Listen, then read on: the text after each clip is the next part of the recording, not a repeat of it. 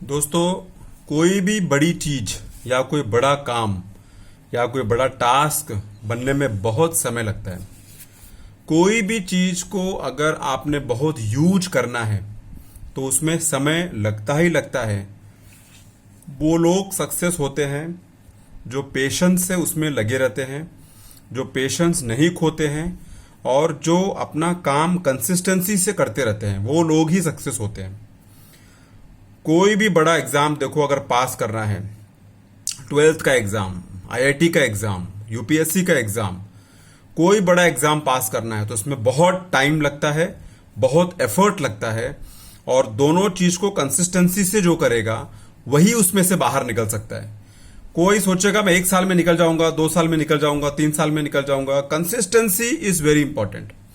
कोई भी बड़ा चीज अगर बनाना है तो जो उसमें टाइम लगेगा उसको पेशेंस के साथ, उसको सब्र के साथ, उसको डिटर्मिनेशन के साथ फेस करो। एक रिक्शा वाले को कोई भी ऐसा छुक छुक सुसु इधर आ करके बुला देता है। एक एक एक अपना जो रोड पे चलता है वो क्या बोलते हैं उसको, बैटरी रिक्शा, उसको फट से लोग क्या बोलते हैं, भाई इधर आओ, भाई आ जाओ। तो पॉइंट उधर है। एक प्लेन में जब आदमी को चलना है वो वहां पर 4 घंटे पहले पहुंचता है। एक ट्रेन किसी को पकड़ना है वो वहां पर 1 घंटा 2 घंटा पहले पहुंचता है, क्योंकि उस ट्रेन को बनाने में बहुत समय लगता है, साल 2 साल लगता है। एक प्लेन बनने में साल 2 साल लगता है। वो वैल्यू जो क्रिएट होता है ना, दैट इज इंपॉर्टेंट।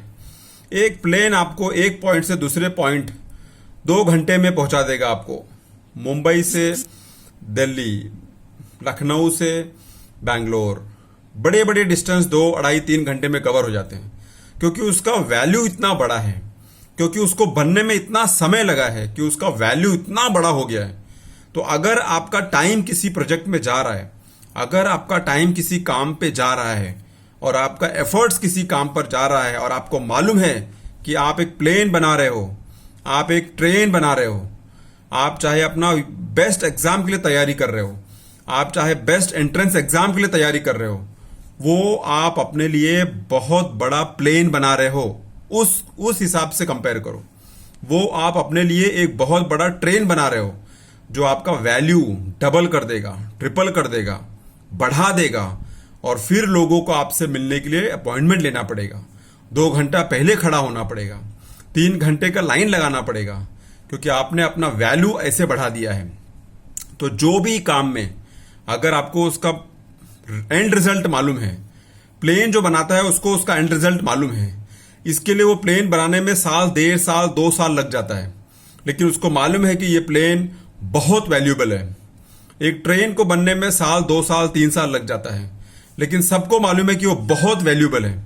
इसी तरह से आप अगर अपना लाइफ का कुछ करियर में, कुछ बिजनेस में, कुछ स्टार्टअप में अगर कुछ काम कर रहे हैं और आपको मालूम है कि उसका एंड रिजल्ट क्या होगा, और उसमें टाइम लग रहा है, उसमें एफर्ट लग रहा है, उसमें कंसिस्टेंसी लग रहा है, उसमें उसमें उसमें मेहनत लग रहा है, उसमें फेलियर मिल रहा है, लेकिन उसमें हारना नहीं है, क्योंकि आपको मालूम है कि एक ऐसा चीज क्रिएट होगा जो कि बहुत बड़ा वैल्यूएबल होगा, और फिर उसका इंपॉर्टेंस आपको मालूम पड़ेगा।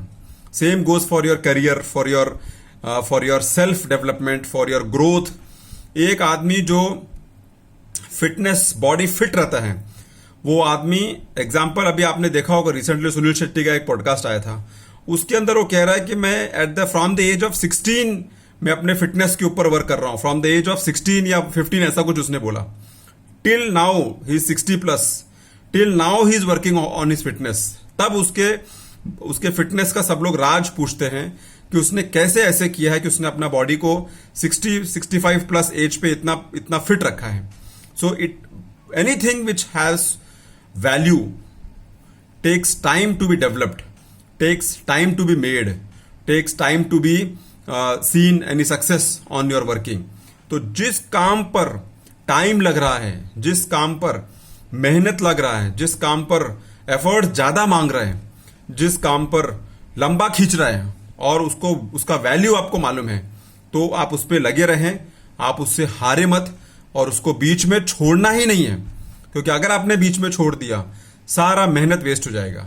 उस चीज को खत्म करके फिर आप देखो कि आप क्या वैल्यूएबल सामान या चीज या करियर या स्टार्टअप या बिजनेस, जो भी जहां पर भी आप काम कर रहा है, किस तरह से आपने उसको डेवलप किया कि वो इतना वैल्यूएबल हो गया है.